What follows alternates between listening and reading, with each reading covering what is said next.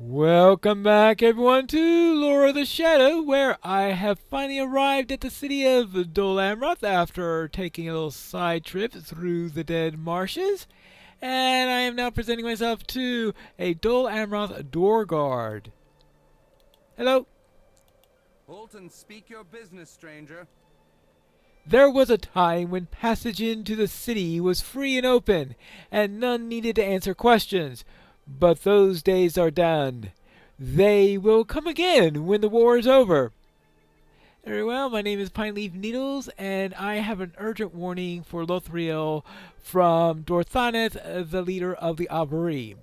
The leader of the Creeping Elves, you should say, for that is closer to the truth. Some say that there's elvish blood in Imrahil's line, but if so, I say it is a good ways back, and the prince has done a good job of not letting it master his senses. You may pass into the city. Lothiriel is fond of the elves, and her father is not here to speak against the meeting.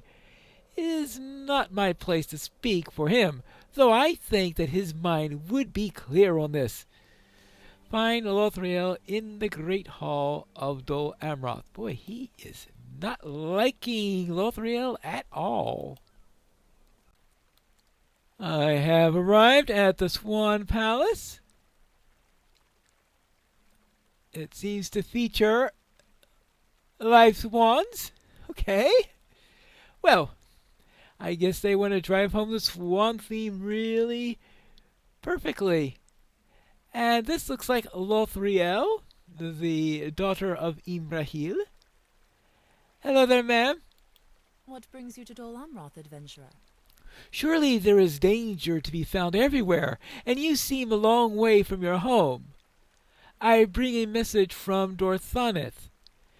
She is one of my closest friends, and I have treasured our conversations.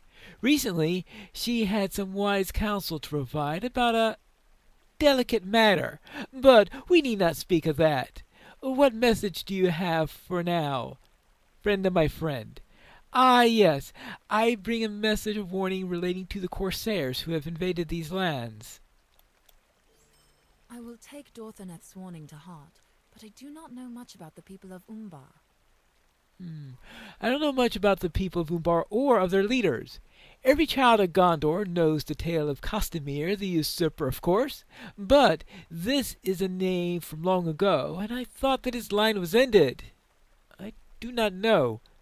My father has always said the finest way to combat a new foe is to learn as much of their history and temper as you can before facing him on the battlefield. I think that this is wisdom. To that, then, I asked you to go to the libraries of Dol Amroth and speak to Penthabir, the master of the archives. He was my tutor when I was just a child, and he believed that I neglected my studies. This will not change his mind, but now I need information, and he will know where to find it. Learn from him everything that you can about the Corsairs and their masters. Perhaps, in so doing, you will discover something that we can use to our advantage. Now, this is going to be interesting because this could be my first time doing this quest since the release of Umbar and of the Ichabod Valley after that. So perhaps I can now get a perspective of what information they have there and compare it to what you learn later on when you head down to Umbar and visit the place. Based on the directions I was given, the library shall be just ahead. The library of Safadir,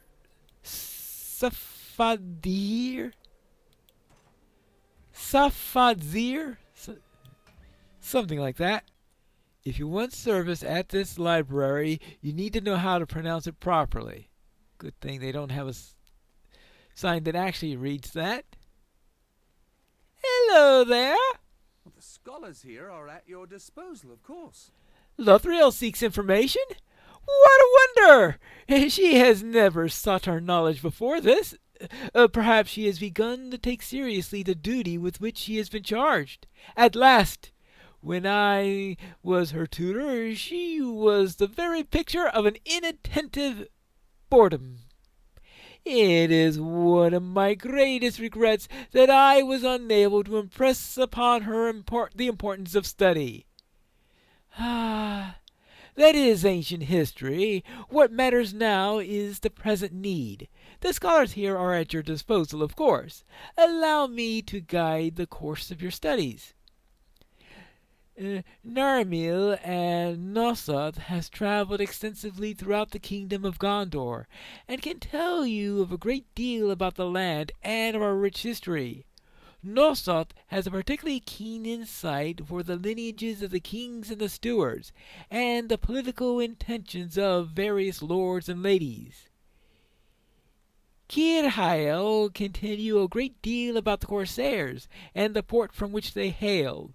Umbar to the south of the city, Umbar Baharbel, but I guess that's one of those points that they do not know all that much. Okay.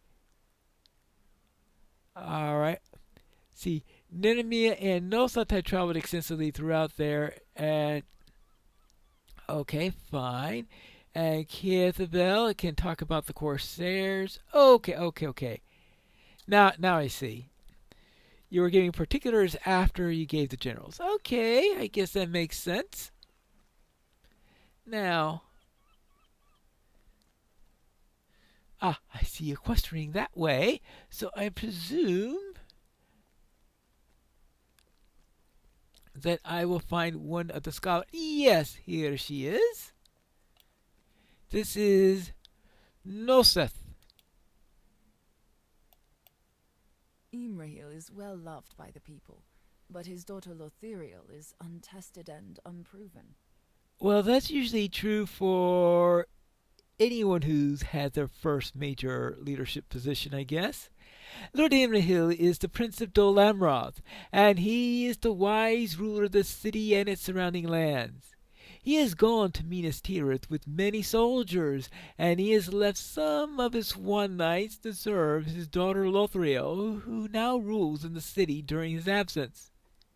Imrahil is well loved by the people of Belfalis, and his daughter is untested and unproved. Númenorian tradition allows women to rule, but not all folk in Gondor remember such things.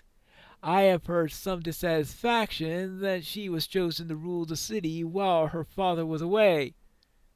Let me guess, they're all men, right? But Lothiriel is loyal and complies with her father's wishes, despite her young age and a tendency towards recklessness. She recently disagreed with the arrangement of marriage, but it is my understanding that she will go through with the proposal match, despite her feelings, or the feelings of a great many of her people.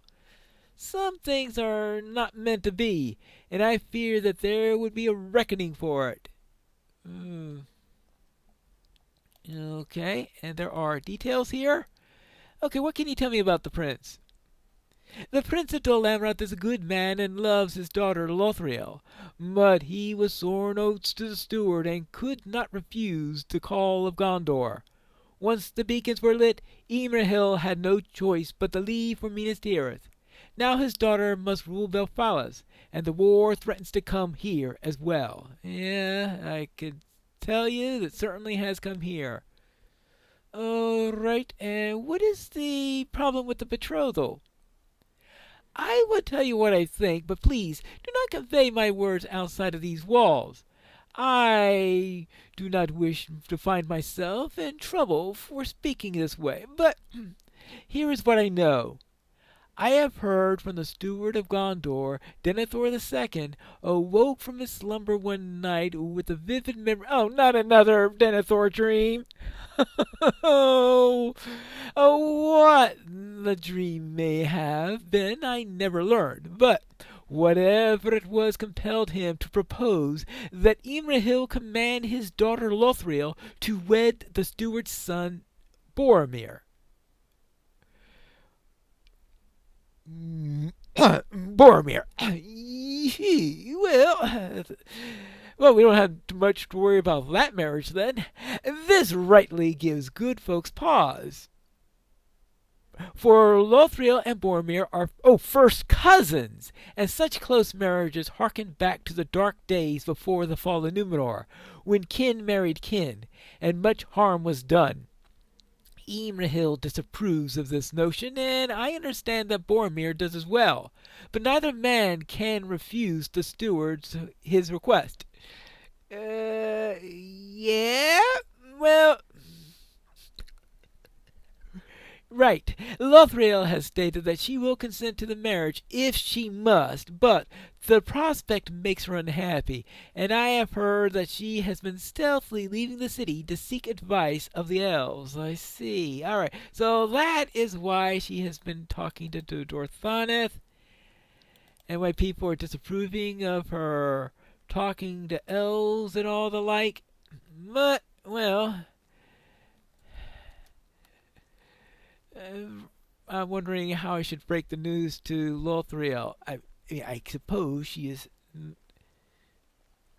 not going to be strongly heartbroken for the loss of her betrothed, considering the circumstances, but who knows?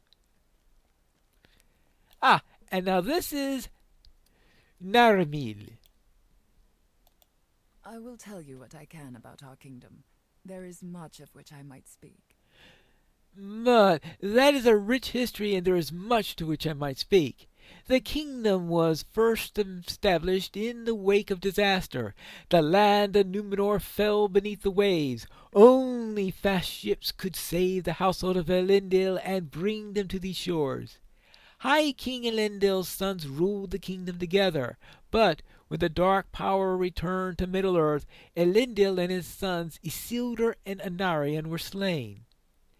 The line continued by way of Anarian's line through many years until Eärnur, the last king of Gondor, disappeared into Minas Morgul and was never seen again. For more than 900 years, rule of the kingdom has passed down through the hereditary line of the ruling stewards, charged with maintaining the peace and welfare of Gondor until the line of kings is restored. Okay? Few believe that can ever happen. Any claimant would need to prove an unbroken bloodline, a task that seems insurmountable to this poor scholar. Yes, I am sure that Aragorn will need to bring his credentials with him when he comes to make his claim. Alright, what about the geography? There is a great variety of lands of Gondor, from the wooded slopes of the Blackroot Vale to the coastal cliffs of Belfalas. Many folks till the fields of Lamedon and work the fertile ground through which the 5 streams further to the east in Lebanon. The land of Anarion lies beyond the White Mountains, and at their eastern foot stands Minas Tirith, great city of Gondor and tower of guard, from which the dark lands to the east are watched. Prince Imrahil has gone there with many hundreds of his finest warriors, for war is certain to be joined in the coming weeks. Well, based on everything I've been hearing so far, that's a likely prospect. If that is so, war will come first to Ithilien, the lands beyond the river Anduin, on the very border of the Black Land. Yeah, okay, I guess that's likely. Okay, and see, what can you tell me about the stewards? Oh, ever since the line of kings came to the end with the disappearance of Eärnur, Gondor has been ruled by the hereditary line of stewards. The steward that sits now in Minas Tirith is Denethor II, a wise man much like his own father, who has served before him. So 40 years ago, Denethor married Findulius, the sister of Prince Imrahil, and she bore... Okay, so that is why Denethor's son Boromir would be a first cousin of would be a first cousin of Lothiriel. Okay, and she bore him 2 sons. They are noble men, but they are rarely in Dol Amroth, and I have not seen them for many years. Well, you're not going to be seeing Boromir any longer.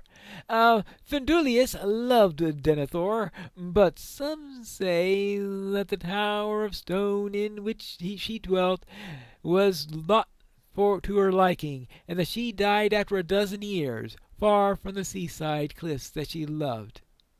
Denethor dotes now on his sons. The eldest is Boromir, who will become steward when Denethor dies. Nope. And he is betrothed to Lothiriel in Dol Amroth, a match some find troubling. Oh, I see. Why do some see that troubling? I heard that Lothiriel doesn't like it all that much either. It is not my place to speak of it. Perhaps Noseth will wish to tell you more. She has more interest in such things than I.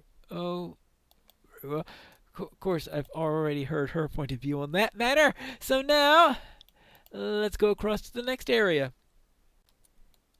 That leaves the scholar who knows much about Umbar, I believe, right? Well, I guess let's see how much he knows. Well, I am sure that from the character point of view, I will believe whatever he says. Whether the player believes it or not will be a different story. Depends on what he says. Hello there. Across the Bay of Belfalas, the harbor of Umbar provides the mooring for many ships. South of Dol Amroth, across the Bay of Belfalas, the city of Umbar stands.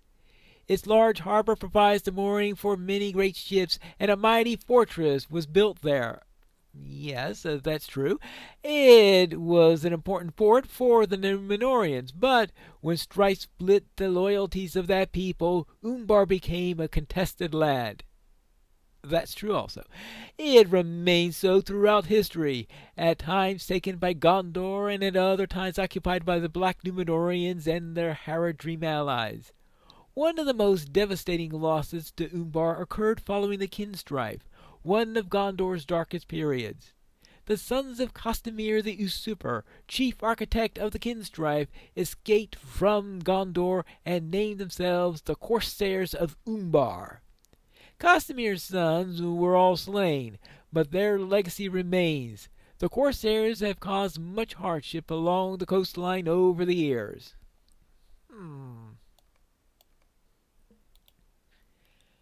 So, let's see.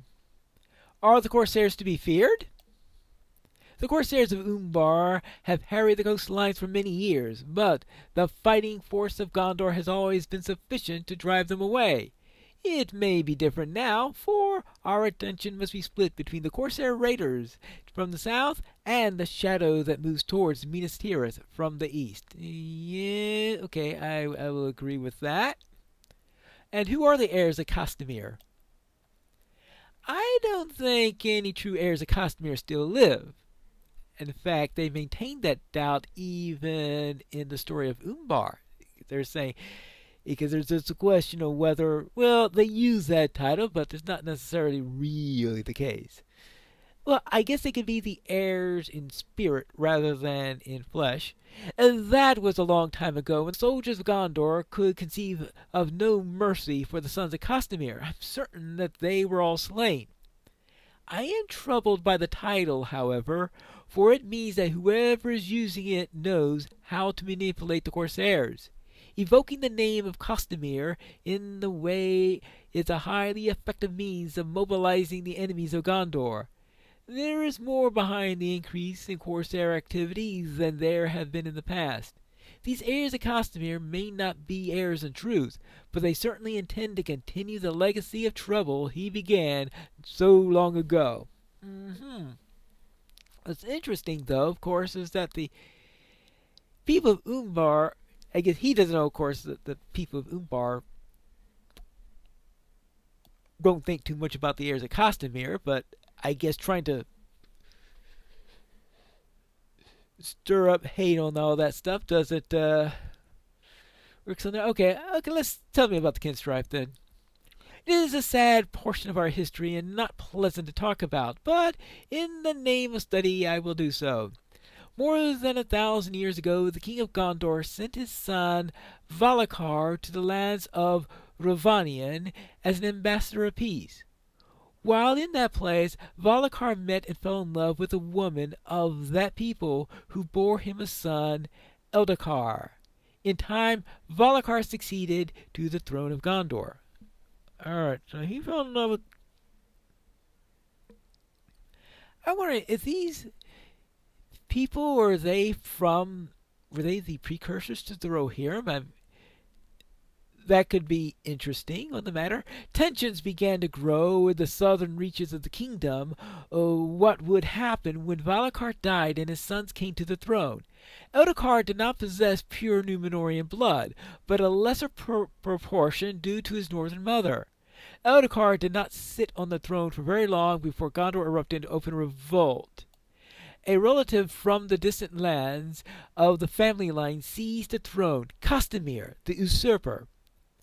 And the men of Gondor fought among themselves, and they were dark and bloody days. Castamir was slain when, after 10 years, Eldakar returned at the head of an army. Castamir's sons fled to Umbar, where they became the first of the Corsairs. They were foes indeed. Now, but that could explain it, and strangely enough, because when they later needed allies from the north,